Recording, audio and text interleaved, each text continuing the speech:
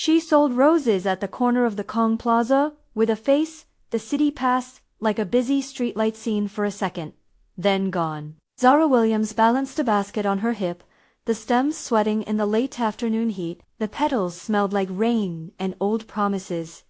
Cars exhaled exhaust along the curb. A bell chimed from the glass doors above her, where velvet drapes cut off a life she would only ever peek into. From down here, Junho Kang's hotel was a slab of polished chrome and quiet intentions plates of indifference stacked high. Nobody in the windows looked down. Nobody asked where the flowers came from. She had learned to be small, on purpose. 9 years old and practiced in blending into the hum. Her grandmother called it survival. Her mother, before she was gone, taught her a different kind of smallness, how to sit quietly and listen for the words other people thought were private. Russian had been a lullaby for them, syllables slipping into evening tea. Zara would close her eyes and hear the vowels line up like flowers in a row. It was a secret not designed for her, but it had found her anyway. At 3 in the afternoon, Zara tucked a stem behind her ear and watched the hotel's black sedan slip out of the valet lane. The driver, Chun, a steady man with calloused fingers, nodded to her sometimes, a courtesy that never turned into conversation. Above, in a room that caught the light like a stage, Junho moved through his rituals. He wore his authority like a coat, neat, functional, a little heavy. People called him boss or owner or Mr. Kang, depending on which side of a ledger they occupied. Down here, Zara called him only by the translation of his name she'd overheard from hotel staff. Practiced, the man who left in the same suit, the same watch, at almost the same minute. She had $10 in her pocket and a promise of supper. She had a grandmother who hummed old folk songs and kept a kettle on the stove. And she had Russian in her throat, an odd inheritance she used like a handkerchief to hide her face, until the language did exactly what it was meant to do, protect her. The first clue came because she was awake to small things. A laugh from the service entrance. Not the chatter of guests, but the clipped exchange of the men who guarded the back door. They moved in their own orbit, Russian words crisp as cigarette smoke. Zara's basket trembled as a movement of their breath dragged the syllables down the alley. She remembered how her mother had said, "Listen close. The world tells its secrets to those who will hear them." So she listened. Jam 5:47 p.m. A pair of Russian-speaking guards gathered by the rear of the valet lane, a place where the cars turned like coffins. Their voices were low, careful. Zara's feet had already taken her closer, a shadow with a basket. She could not have understood every idiom, but certain phrases landed with the weight of a stone. Under the seat, one said, "Timed for his leaving." "Remote." The words were blunt and real. Zara knew enough to stitch those syllables into meaning. A plan aimed at the man who stepped into the black car at 5:55 every evening. Her heart punched a rhythm she'd never heard before. She pressed her palm to the rim of the basket until the stem squealed. It was not a story to carry home. It was a life or death fact, wrapped in ordinary language. She had under 20 minutes. She tried the driver first. Chun was wiping the windshield when Zara, cheeks flushed, pushed the corner of the basket toward him. "Chun," she said in the soft English they used, "there's something." He glanced down at the child and then at the business sign that hung over her, a silent note that she belonged in a different ledger. She tried to explain, stumbling through translation.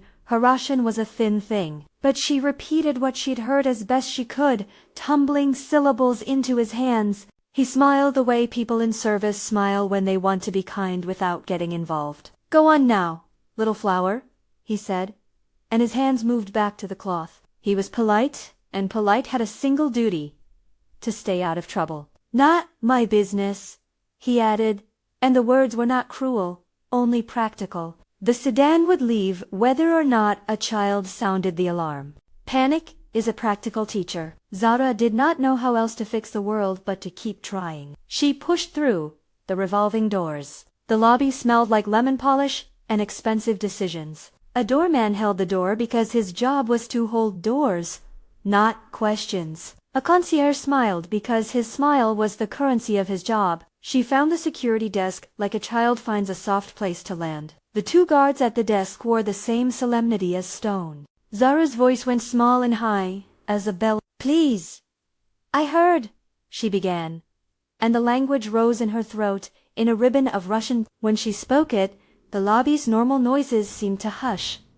The syllables carried like a stone dropped in a pool. The guards watched her. One of them, the taller of the two, leaned forward and spoke in a clipped English that smelled of apartments with keyed entries. "We don't take claims from street children," he said. The words were a hinge. The door, to being heard, slammed closed. They meant to be helpful in the sense of staying polite, but to someone with skin like hers and a basket of flowers, "Not our business," read like a lock. Zara's mouth filled with the taste of tin. She thought suddenly of her grandmother, of how she braided hair and braided time. "My mother taught me this," Zara said, that small, stubborn spark of truth cooling the air around them. "Please. It's about Mr. Kang." The guards exchanged a look. The taller one, the man who would later be known beyond the narrow strip of the hotel as Victor, had a face that could decide things without raising his voice. He told her to go. He told her the manager did not admit panhandlers. He told her to leave the premises. He slid a hand toward her shoulder like an instruction manual with too few pages. Someone moved her out of the rotary of the lobby, and the hotel's glass swallowed the sound of her footsteps. 15 minutes. Zara counted on her fingers until the bones sang. She tasted bloodless fear, a cold, efficient thing. Outside, the streetlight blinked on as if to mark urgency. Cars turned, indifferent. The black sedan idled at the curb like it had always known its future. Zara had a choice in one line: keep quiet or break the law, as the hotel saw it by shouting into an arena that would prefer not to know. She went to the driver again. He loosened his tie and listened this time, but said it was not his place. She appealed to the guests, to the bellhops, to anyone with a name tag. Most looked through her. Some offered a piecemeal coin. The world had a way of returning kindness as small change in danger as something to be handled by hands that wore uniforms. Memory became action. Her mother's voice threaded through her distressed short words, half a whisper. "When the world does not listen, make it hear you."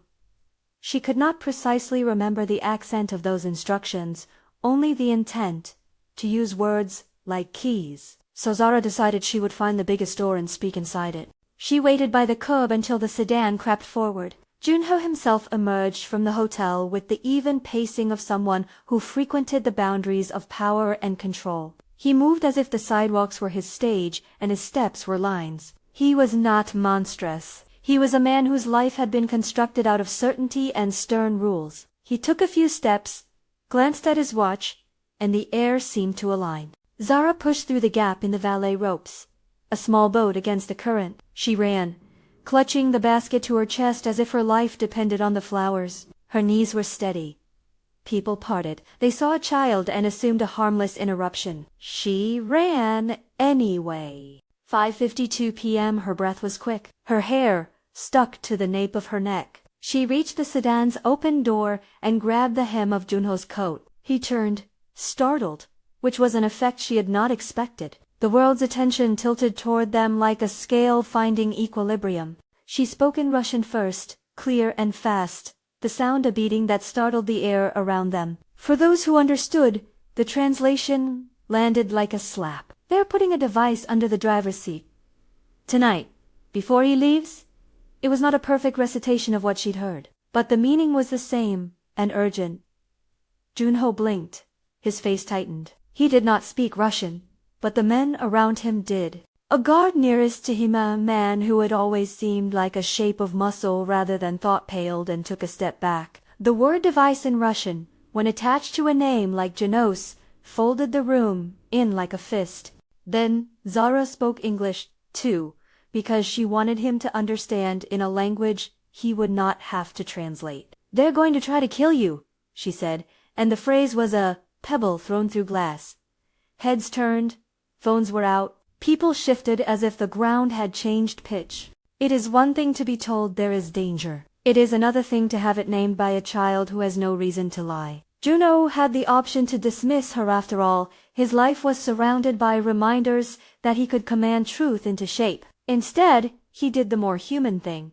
He listened, not because a child had told him, but because the conviction in her voice pushed past the polite barrier that usually held him off. He heard fear wrapped in language he had never expected anyone like her to know. He saw, perhaps for the first time, the face of someone whose days had been trimmed away by the margins. He barked an order, sharp and automatic, the kind a man makes when wires are short and the stakes long. His security team moved in a pattern that looked at once practiced and hurried. A code was given. The hotel staff performed a choreography of emergency.com, precise, the kind that comes from repetition rather than spectacle.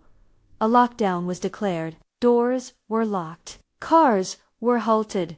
Cameras rewound in the minds of men who had always trusted vision but never felt the terror of being the object of someone else's gaze. Jam 5:55 menit PM. The clock on the sedan's dashboard blinked like a countdown. Zara's chest felt like a drum. People gathered at a discreet perimeter. Loyal guardsmen who had chosen loyalty because being on the right side of things sometimes meant the difference between a pay raise and a funeral moved toward the rear of the vehicle where the threat had been whispered into existence. Voice communication passed like a baton. Some of Junho's team, older men with soft edges eyes that had seen a dozen small crimes turned large, muttered in Russian and English. The world tightened around a single idea. Do not let this happen. Victor's hands trembled. He had been the man to dismiss Zara earlier. In the moments that followed, his posture betrayed a different kind of calculation. He stepped toward the alley with a pace that would later be replayed in court as intent. His face had lines that told a life of choices. He was not the villain in the myths. He was a man driven by debt, by a ledger that could not be balanced without risk. Greed had a face like his.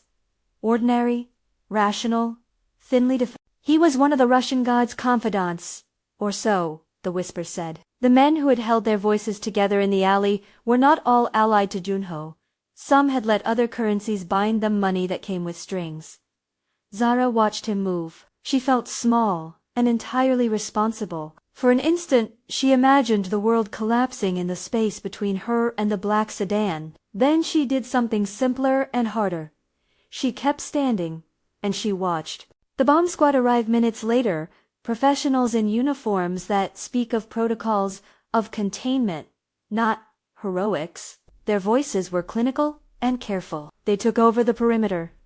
They did not ask how a child came to know a secret. They simply found the thing and neutralized its threat. The word neutralize was spoken like a quiet prayer. A device was removed from under a seat and carried away in a case that felt too small for the enormity of the moment. There was no technical showmanship in the way they worked, no instructions, no examination of mechanisms, only the relief that follows when a danger is stripped of its power by people who know what to do. Victor tried to flee then, because men like him think their escape will be the end of consequence. He moved like a man trying to slide between fingers. Loyal guards tackled him, not in the dramatic way of movies, but in the efficient way of those who have been trained to shut off a threat without turning it into martyrdom. Victor's face crumpled when they pinned him. He stopped struggling quickly, as if surrender had always been the cheaper option. Later, under the city lights, he would talk about money, about debts, about promises made to men who promised safety for a price. He would sign documents and speak to detectives. Justice in the end was not vengeance. It was the paperwork of accountability. 6:01 p.m., 2 minutes to spare was the way the reporters would say it. It was less neat in the moment. People breathed through their mouths. Junho looked at Zara like a man who had been shown a mirror and not liked the reflection. He sat then on the curb by the sedan and found his hands empty. The men who had called themselves his protectors looked at him with something that resembled shame. For all the violence in Junho's past, the thing that unsettled him more than the threat was the knowledge that a child had become his savior, because his world had been too busy to notice her.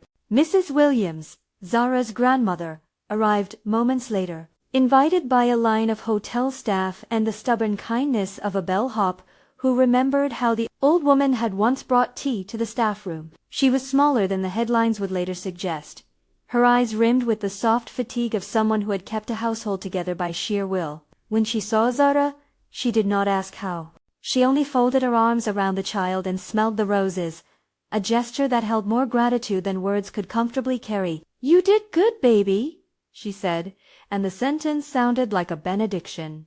Junho's gratitude landed awkwardly at first, like a man trying on forgiveness, as if it were a suit. He had been built on a habit of transactions.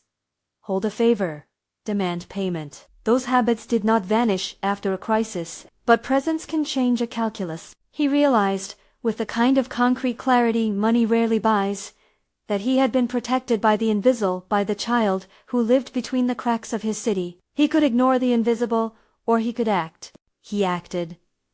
The swift gestures that followed were practical, not performative. He offered immediate help, payment for damages, medical checks for anyone exposed to the device, and formal cooperation with police, things that felt like the world's minimum, but were beyond what the hotel had previously imagined doing for people under its eaves. Then, when the cameras had left and the city began to breathe in its own rhythm again, Junho sat with Zara and Mrs. Williams in the hotel's private lounge. The room smelled of coffee and expensive timbers. He did not say grand oratory. He spoke in careful sentences, the kind that translate into contracts. "We don't want your thanks," he told them, a man who had learned to measure words before using them. "We want you safe."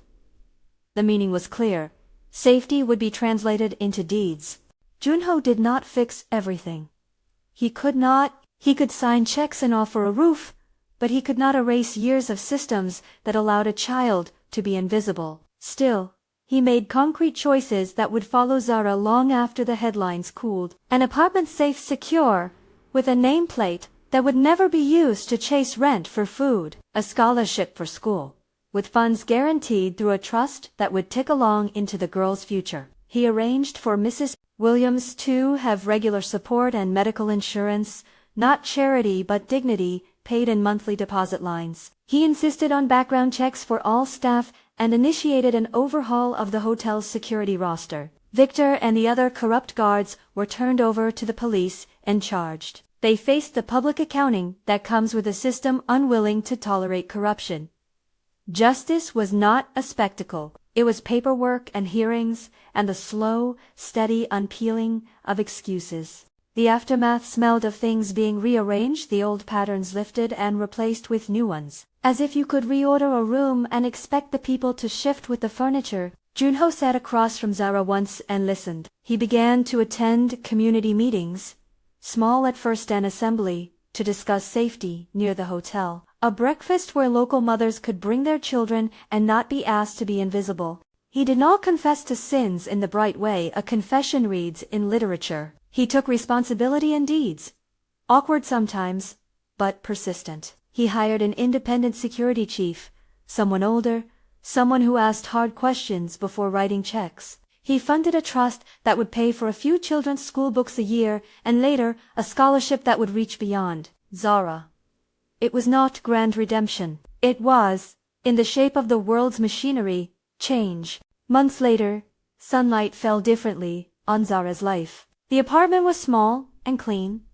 Mrs. Williams arranged the curtains so the light would hit the table exactly where they ate. The roses were still a staple in their corner of the sofa, a reminder of the night that had split the year into before and after. Zara went to school with a backpack that fit and a ruler that didn't wobble at the edges. She read in class and sometimes looked up and saw Junho across the audience at a school meeting, a man who had once been a stranger and now attended because he had put his name to a promise. When she saw him, she felt no obligation to forgive. She felt only the quiet satisfaction of being recognized. The community center that bore her name opened in the spring, a small plaque near the door with her full name and the name of her grandmother carved below it. It was a bare building, at first bookshelves to be filled, rooms for tutoring, a small kitchen for soup that would not be priced out of anyone's reach. Volunteers painted walls, men who once drank their evenings away in bars, now taught carpentry classes. Women who had never found time to study for certifications took night classes at a table, pushed under fluorescent lights. Junho cut the ribbon with an awkward smile. He did not stand center stage. He stood to the side, attentive, a man who learned to measure success in the number of people who got fed rather than the number of contracts he signed. Zara stood in front of the center and felt a complex pride. She had not expected credit. She had expected an easier passage to safety.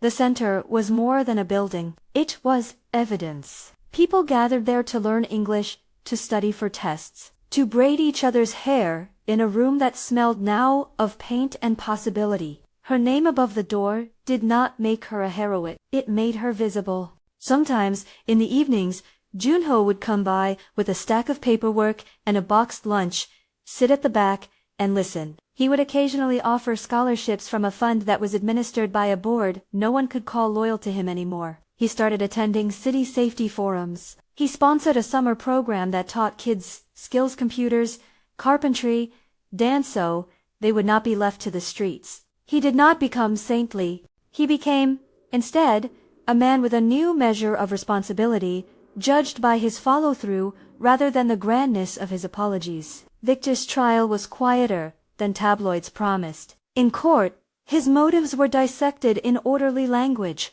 Debts he could not pay. Men who promised quick fixes. Choices made in a dark room for short-term gain. He was sentenced, as people who do wrong must be beyond the complaint, into the system. He confessed in a way that read like a human equation. Pain plus greed equals crime. The city did not cheer his punishment. It recorded it and moved on, as the law does, in practical increments.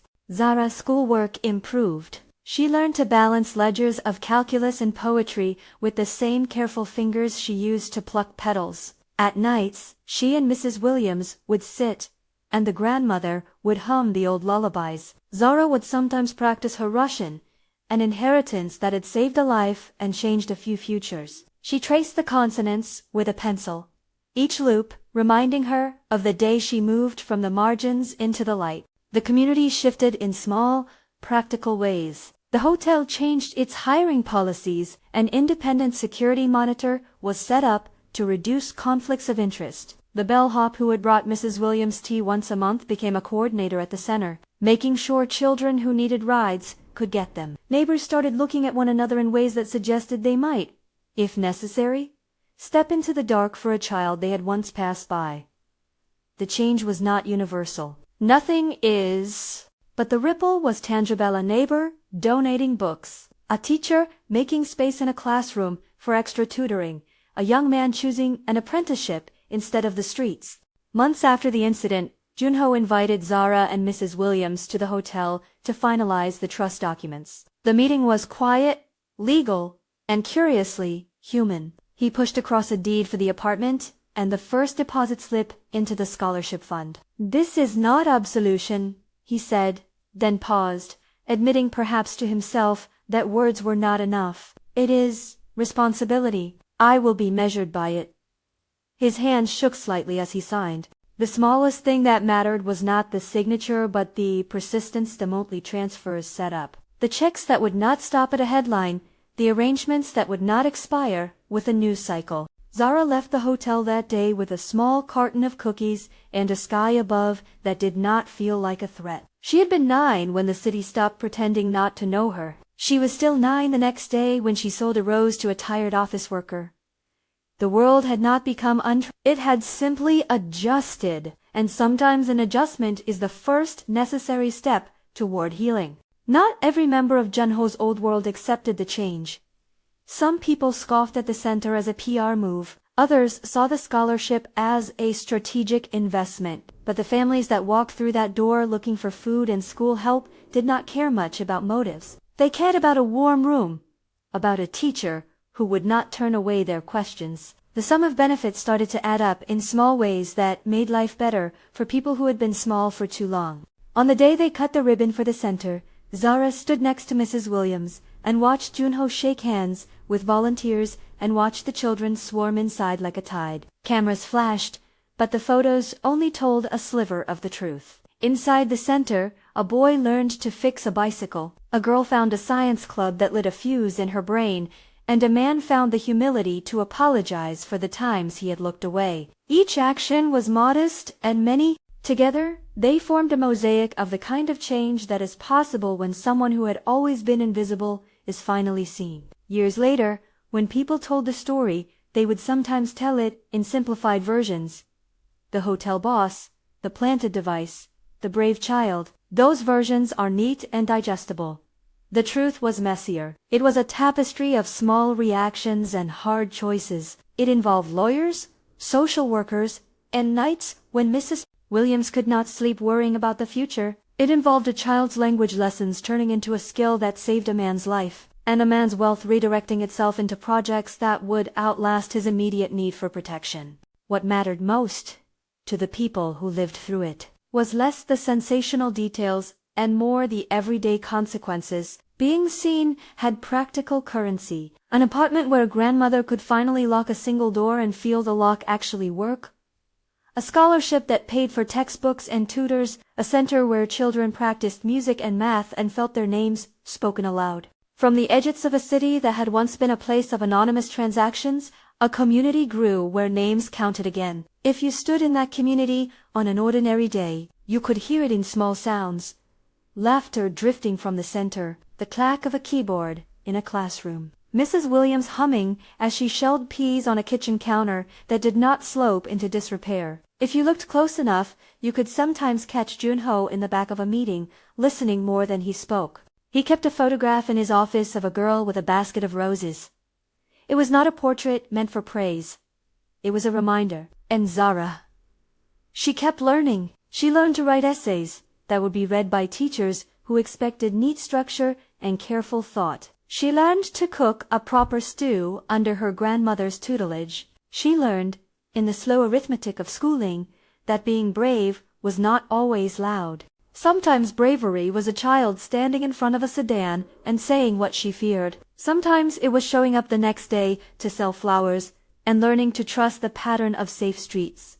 The city's newspapers would tuck the story into a human interest column for a few days, and then life would resume its ordinary motion. But the people who walked through the center's doors remembered. They remembered the moment a child with a basket of roses had interrupted a ritual of exclusion. They remembered that language could be a shield, that a memory of a parent could become a defense strategy, and that trust can be rebuilt in practical installments on apartment here, a scholarship there, a center that teaches someone how to fix a bike. In the quiet evenings, when the city lights folded themselves over the streets like a familiar blanket, Mrs. Williams would take Zara's hand and say, "You spoke when no one else did." Zara would nod, not because she wanted praise, but because she felt the truth of it. The world had listened, albeit imperfectly. Men were being held to account. A man who once lived by ruthlessness now measured himself by the number of children who could read at grade level under the center's roof. These were small victories and practical ones. They were the kind that, over time, tilt the scale. If there is a moral to this kind of city story, it is not that one child can fix an entire corrupt system. It is that one child's refusal to be invisible can break the complacency of systems, forcing adults to make different choices. Zara's knowledge of Russian was an unlikely inheritance. It was also, in that narrow spur of time, a tool that changed the course of several lives. Language had become a form of power, a quiet, dignified power that did not come from wealth or rank. Justice followed, not as poetic closure, but as paperwork and hearings and days when men paid for their choices. Compassion followed, in the form of a deed and a scholarship and a center where children could learn. Change followed, slow and bureaucratic and, at times, frustrating. But it followed. There are nights when Zara sits on the windowsill of the apartment that has her name on the mailbox and watches the hotel lights blink across the way. She remembers the alley where she first heard the plot and the face of the guard who told her to go. She remembers the taste of the air the night the device was found metal and the faint, ridiculous scent of expensive cologne, all mixed into a memory that feels both fragile and iron-strong. She remembers sitting with Junho as he signed the papers, his pen hovering like a man trying to make sense of his own hand. "People will say I changed him," she tells Mrs. Williams sometimes. The grandmother smiles and pours tea, as if a woman pouring tea can fix history. "You didn't change him," she says. "You made him choose what kind of man he wanted to be." Zara thinks about choice a lot now. She thinks about courage as a form of stubbornness and questions, What else could be changed by the stubborn insistence of a child, refusing to be reduced to a statistic? She imagines a city that hears all of its children, not just the ones loud enough to push their way into view. She dreams of classrooms where kids like her are taught languages and rights, and the strange alchemy of turning a bargain into dignity. If you ask her whether she felt like a hero, she would squint at you and shake her head. She would tell you she was only a child who did what her mother taught her: listen, then speak. She would tell you that she was lucky the world bent long enough to listen. That is the complicated piece the cameras never fully capture. Luck braided with resolve, a city's small course corrections, and the quiet, stubborn insistence of a girl who refused to be invisible. Which moment struck you hardest, the child's courage, the boss's decision to be held accountable, or the community that rose to rebuild? Share your thoughts below. If you want more stories that trace how small acts of courage ripple through a city, subscribe and join us for the next telling.